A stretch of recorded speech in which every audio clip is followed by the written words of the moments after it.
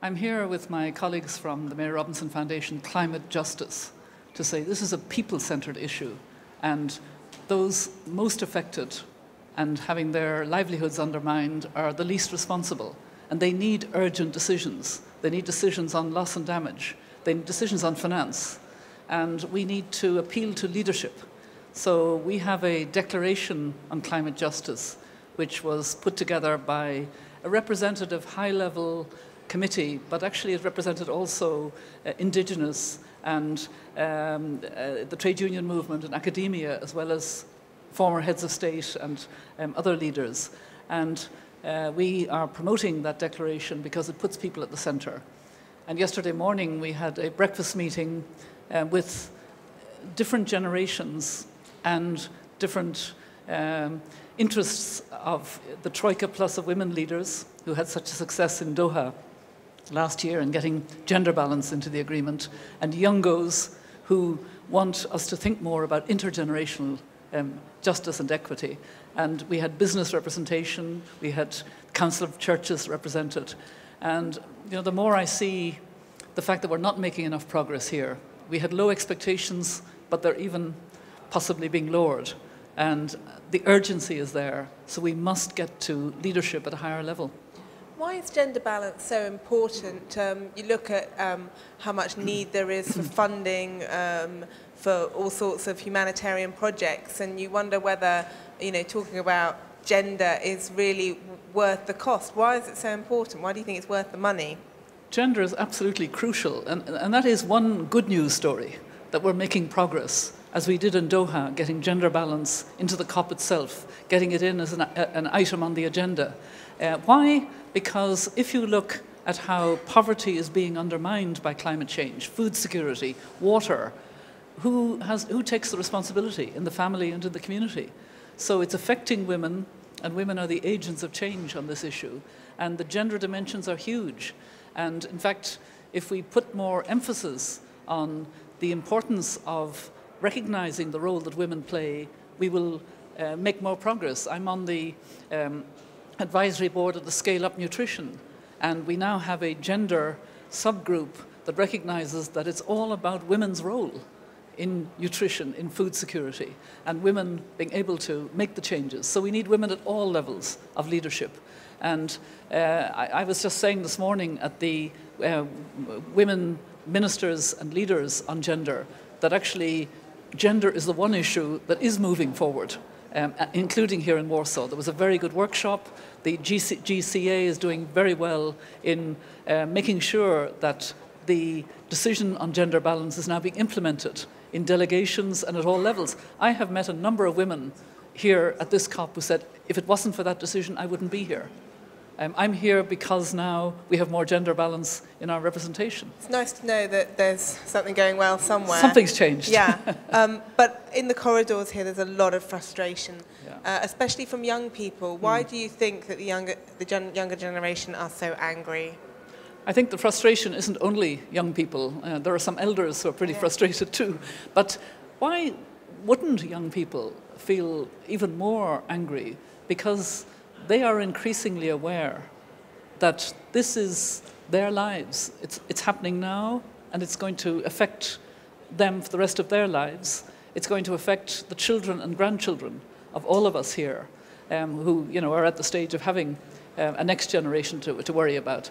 And it motivates me very strongly. I mean, I do think a lot about my 4 grandchildren who will be in their 40s in 2050. They'll share the world with 9 billion others. It will be, we know, a climate-constrained world. Will it be a livable world? That's a question that brings out the intergenerational dimension of this, not just for young people, but for all of us to think we are using up selfishly, and we can't say unknowingly anymore. Our parents did not know the damaging impact of greenhouse gas emissions. In our Declaration on Climate Justice, we say specifically that we need innovation now so that the majority of the fossil fuels in the ground stay there. That means that the assets of the coal companies and oil companies are stranded assets, no good to them. And soon they will realize that, and I hope that investment companies won't invest in places where it's dangerous to use the material. It's like asbestos, stranded assets. And that will transform the investment community into investing in renewables, investing in jobs for the future. And that will be better for jobs and future, for young people in particular. You just mentioned stranded assets. Given the position of the coal industry having to either invest a lot of money in CCS and other technologies or shut down, do you think that they've had too much influence at these talks? They've sponsored it, they've had a summit, they've been having talks with the Prime Minister about even increasing the amount of coal used in Poland. Well, I think we were aware coming to Poland that this would be an issue. I think it was unfortunate that you also had that other conference, but it also drew attention to the issue. And I think the fact that Christiana Figueres, as the Executive Secretary, went and spoke very strongly on the issue was helpful. I do believe that we need to be aware that there is a growing recognition in the investment community of the danger of investing in what will be stranded, what are already stranded assets, because the majority, we will never have a possibility, because it's not economically possible, to have coal as a fuel of the future. So I think we should recognise that we really need rapid transformation. We need just transition. There will be those who will be very affected, and we have to be aware of that. I remember when I was growing up, the sadness in the Welsh valleys in Britain when there was a move out of coal. So there are losers, and we have to recognise and actually reach out to communities that need to be in a transition, but that transition must take place. Given how important these talks are, do you think there's been rumours of delegates turning up in pyjamas and even swimming trunks from countries, Australia was mentioned. Do you think that they're not taking seriously how important these talks are? The reason that we take a climate justice approach is to bring home that this is about people's lives, and it's urgent, and there is a justice dimension to it, and that there are opportunities. It's a we can as well as we must.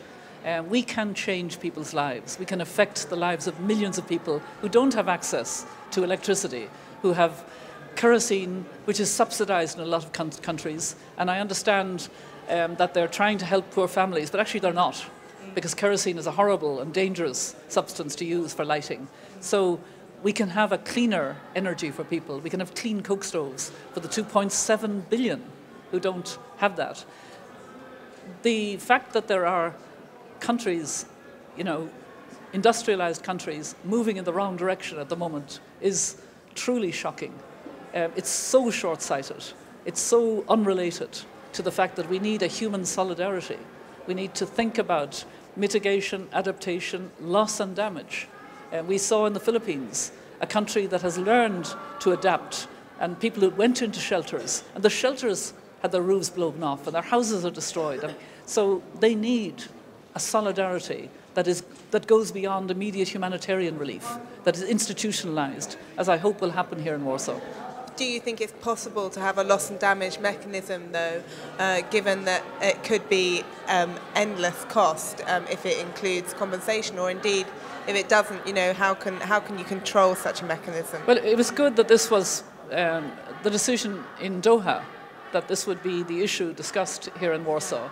I think it's more important that we recognise the importance of it to build more trust between different parts of the world where there is so much inequality. We have rising inequality within countries and between countries. Our world cannot be a safe and secure world if we continue with that. So I think we do need to recognise. I know people don't want to have further institutions not knowing where it's going, but actually we can plan where it will go. And the plan has to include far more human solidarity. We do it in a sort of emergency humanitarian response, but that's not good enough. We have to build in a much more support for adaptation and resilience so that we lessen the need for loss and damage. And in particular, we need a ceiling on emissions that brings us below the 2 degrees Celsius. It's at the mitigation level that we can minimize the cost of loss and damage. But we can't deny that we need to deal with it. Do you think you can get enough movement from young people, women and others, to make sure that we get a deal in 2015 that can start us towards the road to keeping emissions at 2C. I keep thinking of a phrase in the dream speech of Martin Luther King, the fierce urgency of now. We only have these 2 years. 2014 is going to be very important to get leaders to give the right signals, political leaders to give signals to business, which is waiting for those signals and can do far more, and political leaders who commit to a rigorous pathway to stay below 2 degrees Celsius. So we need a movement of young people, of indigenous, of trade union. We need the whole world to come together on this, because this is like, it's like a kind of fire catastrophe for our ecosystem. It's not in the future, it's now that we have to take the decisions. And coming back to my grandchildren, who will be in their 40s in 2050 with the 9 billion others, what will they say about us if we don't make the right decisions in 2015, in 2014 and 2015? What will they say? How could they be so selfish? How could they be so stupid? How could they be so uncaring? I don't want to hear that. You know, I hear the echoes of that possibility. So we just need to come together in solidarity and leadership. And that's why my foundation is very focused on political leadership, business leadership, youth leadership, women's leadership, indigenous people's leadership and wisdom. We need it all.